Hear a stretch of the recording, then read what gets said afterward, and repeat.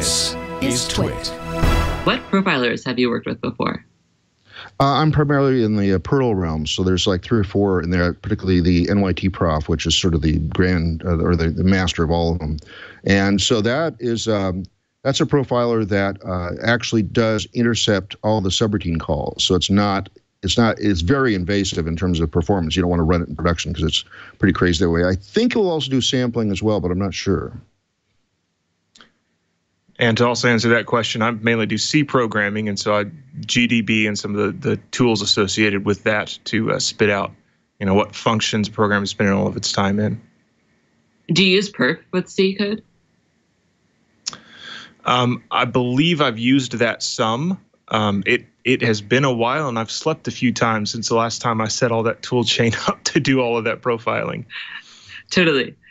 So actually, all of this gets at something I think that's really important about profiling, which is that it's something that most developers do pretty infrequently, right? Mm-hmm. One interesting thing to me about profiling is that like every language has completely different profiling tools, and they all work in different ways, and they all have different command line options, and they all have different output formats.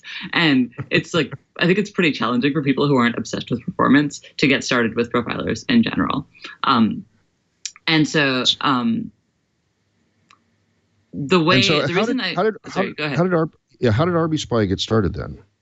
Right. So there are a lot of different kinds of profilers. One axis that you can think about is like, do you need to edit your program's source code to start profiling it or not? So with all of the profilers for Ruby basically required you to edit the program's code to profile it. Which is not great, right? Like they worked pretty well once you edited your program's code. But if you just had a program that was slow and you were like, hey, what is this doing? You couldn't just ask that question, right? And you couldn't just say, hey, what is the stack of my program right now? You can do that with Java, for example. I don't know if either of you have written a lot of Java. I try to avoid it. Yes. Yes. But so people have some negative feelings about Java, but Java has an extremely good profiling ecosystem.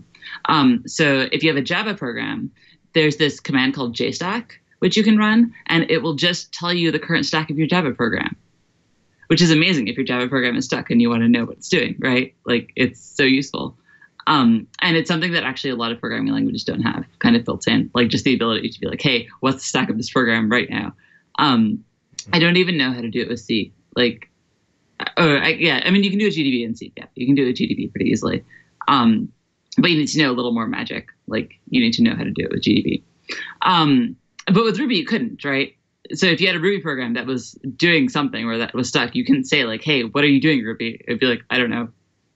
Right? There's no way to figure it out. Which I found kind of offensive because like I'd used Java and I'd used like C profilers. And so to me, I felt like I'm entitled to know what my Ruby program is doing, and I should be able to know. And like, why does this tool not exist? If that makes sense. So you're basically scratching your own itch. You said there was no tool for it, and you said, well, I can spend some of my nights and weekends and whatever else time I have left and build this. How does it attach?